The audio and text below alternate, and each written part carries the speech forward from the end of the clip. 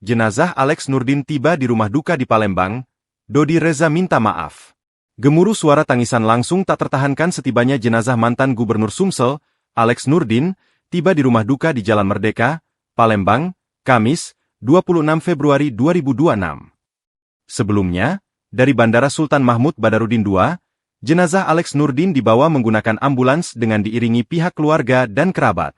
Setelah membaca Yasin, tahlil, dan doa di rumah duka, selanjutnya jenazah Alex Nurdin akan dibawa ke Masjid Agung Palembang untuk disalatkan sebelum dimakamkan di pemakaman keluarga di TPU Kebun Bunga. Diberitakan sebelumnya, suasana rumah duka almarhum Haji Alex Nurdin, mantan Gubernur Sumsel, yang terletak di Jalan Merdeka, Palembang, dipenuhi pelayat mulai dari kerabat, keluarga, dan warga Palembang, Kamis, 26 Februari 2026, pagi. Satu persatu para pelayat berdatangan untuk mengucapkan belasungkawa atas kepergian mantan Gubernur Sumsel pelopor program sekolah gratis dan berobat gratis ini. Selain itu, karangan bunga juga sudah berdatangan dipasang di sepanjang Jalan Merdeka, Palembang. Hingga kini pukul 8.13, keluarga besar almarhum pun masih menunggu kedatangan jenazah dari Jakarta yang dikabarkan sudah diberangkatkan dari kediaman anaknya, Dodi Reza Alex Nurdin, pagi.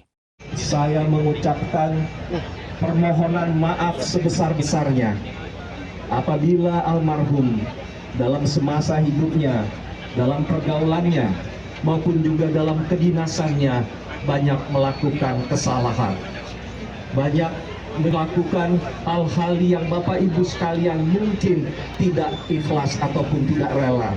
Untuk itu, dengan kerendahan hati, saya sebagai putra sulung almarhum memohon keikhlasan yang sebesar-besarnya dan permohonan maaf setinggi-tingginya.